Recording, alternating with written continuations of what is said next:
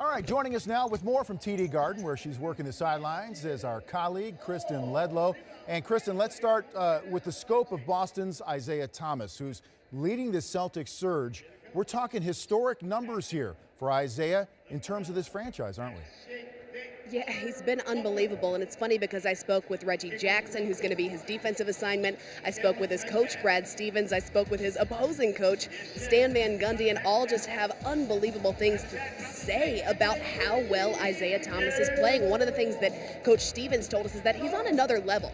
He said that last year when he was named an All-Star, it wasn't one of those things where he decided that he was going to settle into that role, where he decided that that was enough for him, but that instead it was an unusual push for him to get even better. One of the things Coach Stevens said was that his confidence has never been an issue. He said, at 5'9", you have to be confident regardless. That has never been the issue. He's always had that burst, but he said that all-star nod is really what helped propel him to that next level, when a lot of times, Vince, we see guys kind of settle into that role once they've reached that all-star status. We've seen him take it to the next level. No, he's not taking anything for granted, that's for sure.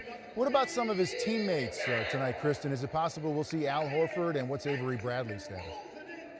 Yes, Al Horford is back in the starting lineup. Your starters as of tonight, as of just a few minutes ago from Coach Stevens himself, IT, Jaylen Brown, Jay Crowder, Jonas Jerebko, and Al Horford as well.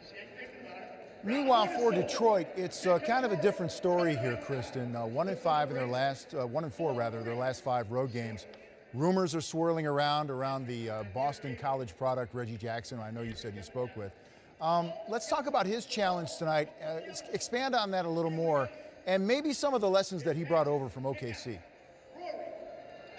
Yeah, one of the things that Reggie told me when we sat down earlier today is that there's always an added motivating factor when he plays against a guy like Isaiah Thomas, an all-star point guard caliber. He said that this right now is the most difficult position in the league, and I kind of laughed as he said that, because he is like, yeah, I know that you see it night in and night out. It's the most difficult position to play right now. It's the best crop of point guards that he has ever seen, that we have ever seen. So one of the things that he said is that there's an added motivation playing against a guy of Isaiah Thomas's caliber, but he also said that getting drafted to OKC back in 2011 was huge for him. He said that learning from Russell Westbrook was one of the things that has helped him solidify his game here in Detroit.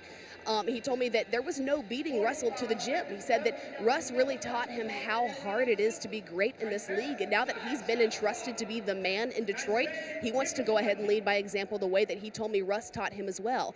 I do also know that Coach Stan Van Gundy sent him a text message saying, listen, we're not trading you. You're the guy. Get out there and play confident. But one of the reasons why he's, struggled is the right or wrong word for this season. But we've seen him take a step back is because defenses have adjusted to the way that he plays. They've adjusted to what he was able to do so successfully last season. So he said a matchup against a guy like Isaiah Thomas could really help propel him for this second half of the season, and he's really looking forward to it. Well, a guy like Thomas, Kristen, is going to put even more pressure on a Detroit defense that's slipped a bit of late. They're kind of middle of the road defensive rating-wise at 14. I'm sure Stan Van Gundy is demanding more. Was he in a decent mood heading into this one? Because he has been pretty grumpy of late, watching how this team is finished. It's funny you say demanding more, because that was one of the things that he just told us.